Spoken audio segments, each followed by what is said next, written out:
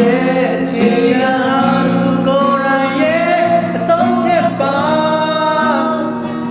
အဆုံးဖြစ်ပါကဲဆိုရင်မင်းဟာလိုလေးသေးမရှိတဲ့စန္ဒရဲ့တကိုရှင်လားဒါဆိုရင်မင်းဟာကိုယ်နဲ့မထိုက်မှန်းသိအချစ်ရဲ့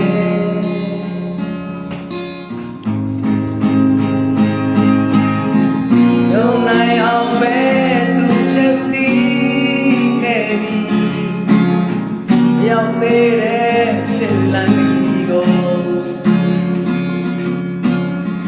ရင်နာစရာရဲ့အခြေခံဟာ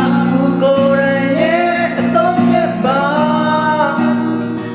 အဆုံးဖြစ်ပါ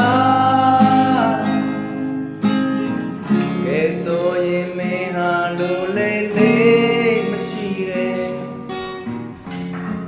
စန္ဒရဲ့တကူရှင်လား